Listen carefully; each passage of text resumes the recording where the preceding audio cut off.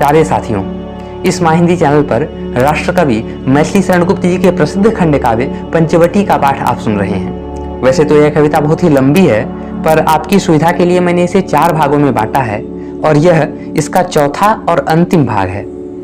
इस कविता में अभी तक आपने सुना, शूर्पणखा एक सुंदरी का वेश बनाकर आती है तथा राम एवं लक्ष्मण दोनों को एक एक करके प्रेम प्रस्ताव देती है और दोनों ही उसके प्रस्ताव को अस्वीकार कर देते हैं।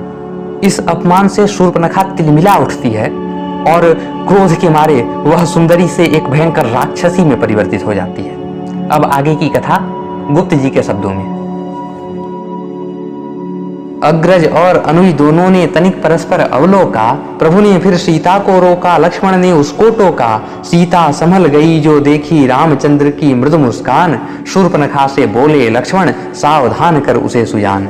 मायाविनी उस रम्य रूप का था बस क्या परिणाम यही, इसी भांति लोगों को छलना है क्या तेरा काम यही। विकृत परंतु प्रकृति परिचय से डरा सकोगी तू न हमें, अबला फिर भी अबला ही है हरा सकोगी तू न हमें।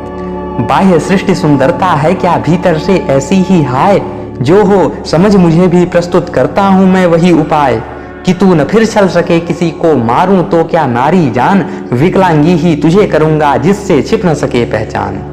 उस आक्रमणकारिणी के झट लेकर शोणित तीक्ष्ण कृपाण, नाक कान काटे लक्ष्मण ने लिए न उसके पापी प्राण। और कुरूपा होकर तब वह रुधिर बहाती बिललाती, धूल उड़ाती आंधी ऐसी भागी वहां से चिल्लाती। गूंजा किया देर तक उसका हाहाकार वहां फिर भी, हुई उदास विदेह नंदिनी आतुर एवं अस्थिर भी। होने लगी हृदय में उनके वह आतंकमयी शंका, मिट्टी में मिल गई अंत में जिससे सोने की लंका।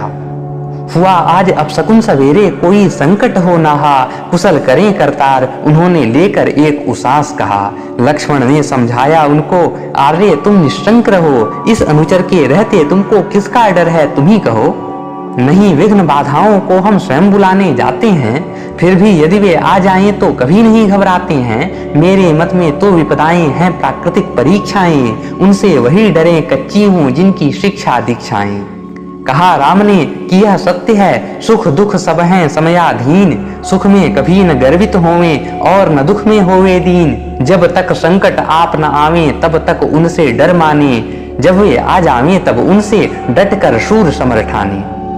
यदि संकट ऐसे हों जिनको तुम्हें बचाकर मैं झेलूं, तो मेरी भी यह इच्छा है एक बार उनसे खेलूं। देखूं तो कितने विघ्नों की वहन शक्ति रखता हूं मैं, कुछ निश्चय कर सकूं कि कितनी सहन शक्ति रखता हूं मैं। नहीं जानता मैं सहने को अब क्या है अवशेष रहा, कोई सह न सकेगा जितना तुमने मेरे लिए सहा।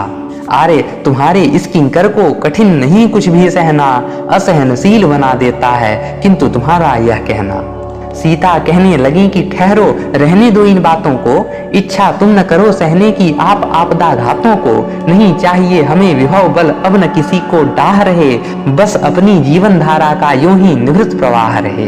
हमने छोड़ा राज्य नहीं क्या, छोड़ी नहीं राज्य निधि क्या, सह न सकेगा कहो हमारी इतनी सुविधा भी विधि क्या। विधि की बात बड़ों से पूछो वे ही उसे मानते हैं, मैं पुरुषार्थ पक्षपाती हूँ इसको सभी जानते हैं। यह कहकर लक्ष्मण मुस्काए, रामचंद्र भी मुस्काए, सीता मुस्काई विनोद के पुनः प्रमोद भाव छाए। रहो रहो पुरुषार्थ यही है पत्नी तक न साथ लाए, कहते कहते वैदेही के नेत्र प्रेम से भर आए। चलो नदी को घड़े उठा लो करो और पुरुषार्थ क्षमा, मैं मछलियां चुगाने को कुछ ले चलती हूँ धान समा। घड़े उठाकर खड़े हो गए तत्क्षण लक्ष्मण गदगद से, बोल उठे मानो प्रमत्त हो राघव महामोद मद से। तनिक देर ठहरो मैं देखूं तुम देवर भाभी की ओर, शीतल करूं हृदय अपना पाकर दुर्लभ हर्ष हिलोर। यह कहकर प्रभु ने दोनों पर पुलकित होकर शुद्ध बुद्ध भूल, उन दोनों के ही पौधों के बरसाए नव विकसित फूल। उन दोनों के ही पौधों के बरसाए नव विकसित फूल। तो यहाँ गुप्त जी की पंचवटी का पाठ समाप्त होता है। इस माँ हिंदी चैनल पर गुप्त जी के खंड काव्य जयद्रथ वध का भी पाठ उपलब्ध है, आप चाहें तो उसे भी सुन सकते हैं। अपनी राय मुझे कमेंट बॉक्स के माध्यम से जरूर दें और बताएं कि आप और कौन कौन सी कविताएं सुनना चाहते हैं। वीडियो पसंद आया हो तो लाइक जरूर करें और मेरा विश्वास है कि अभी तक आपने इस माँ हिंदी चैनल को सब्सक्राइब भी कर ही लिया होगा। वीडियो पूरा देखने के लिए हृदय तल से आपका बहुत बहुत आभार। मिलते हैं बहुत जल्द किसी ऐसी ही बेहतरीन कविता के साथ।